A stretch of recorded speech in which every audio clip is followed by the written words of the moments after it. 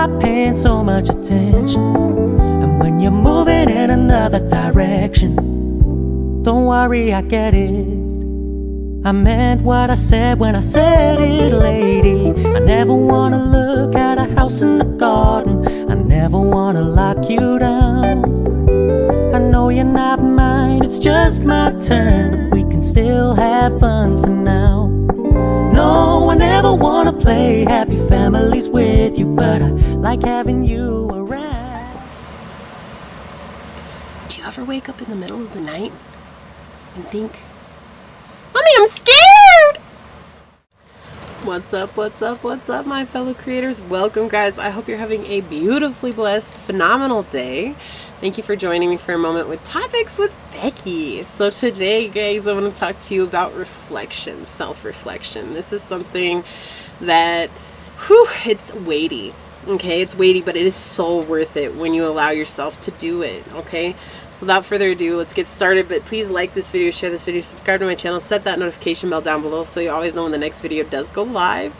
And make sure you check out my channel for other tarot readings, zodiac readings, positivity, and so much more. Okay, so these are just tips and tricks, hopefully, that you can use to help guide yourself in your own journey. You know, we're all at different stages on our journey, but these are things that I have experienced in my own life that have really helped me out along my own personal journey. Self-reflection. It's hard because it means that we have to be honest with ourselves, and it means that we have to really truly acknowledge what it is that we bring into each and every moment of our waking lives, whether it's good or bad, right? And really at the end of the day, that's more focusing on duality than it is focusing on just the fact that it happened, right? You can't change what happened 5 minutes ago, let alone what happened 20 years ago. Although you cannot change it, you can reflect on it. Okay, so say, you know, you hurt somebody yourself 10 years ago and you just walked away from them and you guys had a big blowout and you didn't want, you know, to do anything past that, and you're just like, basically, you know what, well, we walked away from each other, it's over with, whatever. Well, there's still some resentment there, right? And so asking yourself why is a huge question on this journey. Why is it like that? Why am I like that? Why do I experience that? Why do I feel that way? Why have I done this? And it's not for self-blame. You know, I think a lot of people feel like when you take the spiritual journey, it's about learning how to blame yourself for your situation, and it's not. It's about owning yourself for your situation. And I think that's something that nobody's been taught. We've been taught about our physical body and our mental body, but we've never been taught how to own and honor our emotional body. And that's what reflection to me is. Seeing, like, maybe even though I hurt someone, was there something that was within me that needed to be expressed that I wasn't expressing? Is that why I hurt someone? And allowing yourself to feel that in that moment, right? That's what self-reflection is. It's just acknowledging yourself, acknowledging the things that you've been through, and stopping being in that position of always saying it's somebody else's fault, it's somebody else's ordeal, it's somebody else that put me here. And really it comes down to, are you willing to see, even if it wasn't you that hurt somebody, right? I just start off with that because I think everybody's in this energy of like, everybody else hurts me. Well, we also hurt people too. We burn bridges. I think if somebody did it to you, it's probably because you did it to somebody else, and you just don't want to acknowledge that you did it to somebody else because that means it makes you look like a bad person. But you're not. You're not a bad person, right? Reflection is about allowing yourself to be brave enough to say, you know what, maybe I was being overbearing in this situation. Maybe I was trying to control the situation. Maybe I didn't give to the best of my ability, or I did give to the best of my ability with what I knew in that moment, and I can't be upset and mad at myself for that because I did the best that I could. And then forgiving yourself. You know, we talk about forgiveness of others, and I think that a lot of people don't talk about self-forgiveness, and that is actually the number one thing, because if you cannot forgive yourself, how can you ever forgive another person? You're asking yourself to do something that you're not willing to do for yourself. And that sounds like a dictator, right? You're dictating your life. You're basically saying, I have to forgive everybody else, but I have to hold myself accountable, and I cannot forgive myself. You need to start with self. Everything we do in life is about starting with ourself. Self-forgiveness. Can you look yourself in the mirror right now and say, I forgive me?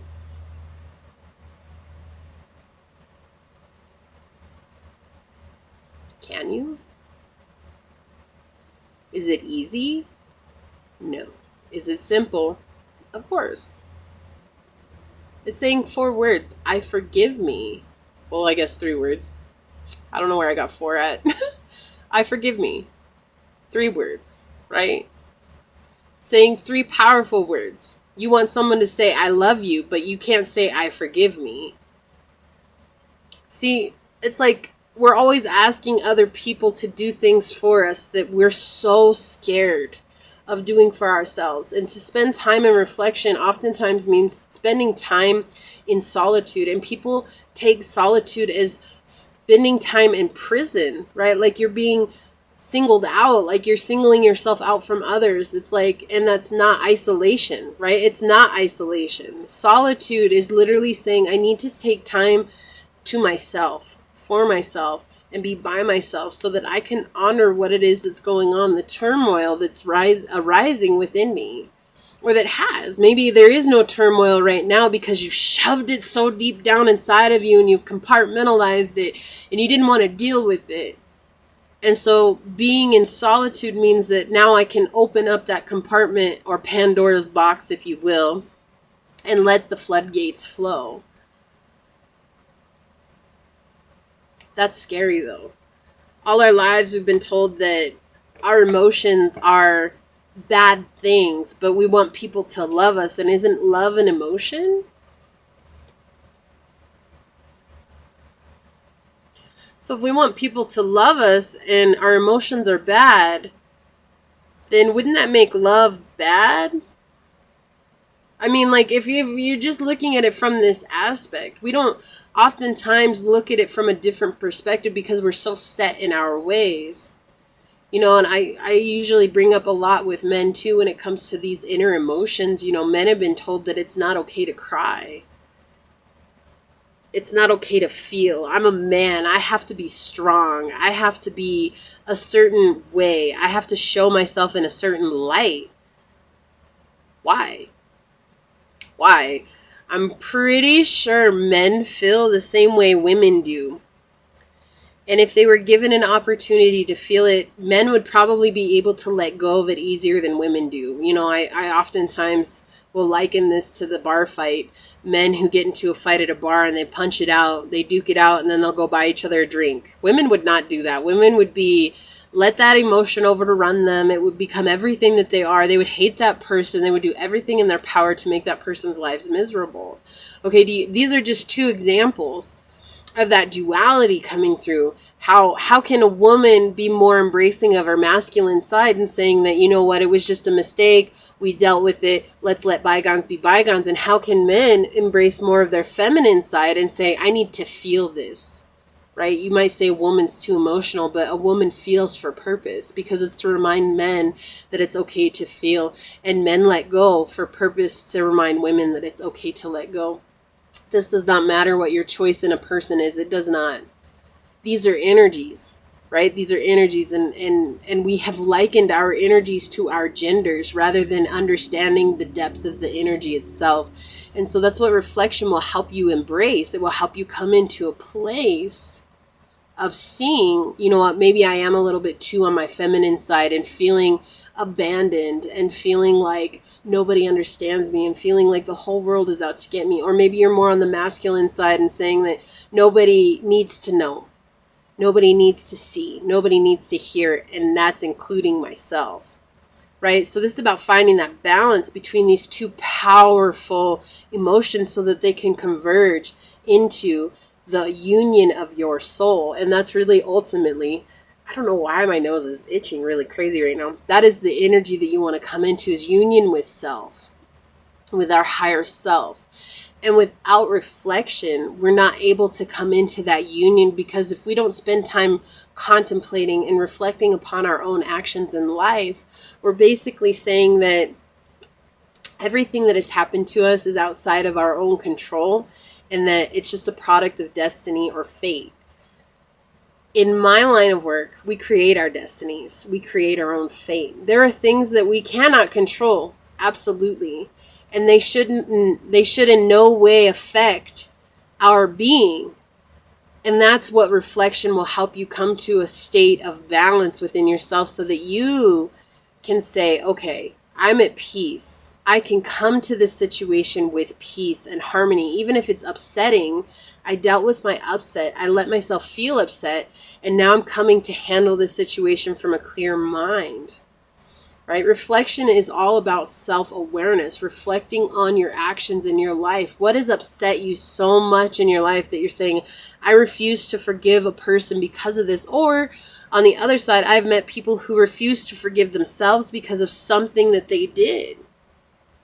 So I'm asking you, how can you reflect on that? How can you come into a space of being so that you can bring yourself into self-forgiveness or forgiveness of another, so that you can set yourself free and untie the imaginary bounds that you have put on yourself because you believe in this thing so strongly?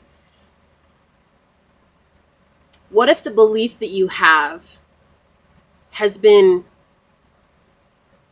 forced on you because of a societal belief, and it's not truly how you really believe because you've never allowed yourself to be different? What if?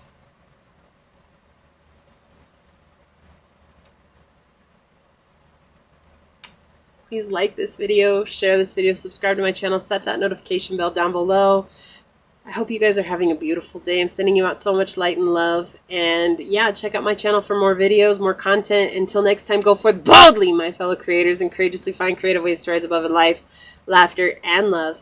Until we meet each other again, Becky's out of the house. In the meantime, peace out. I love y'all. Bye. I had a dream once. It was a long dream, but it was a dream. Do you dream?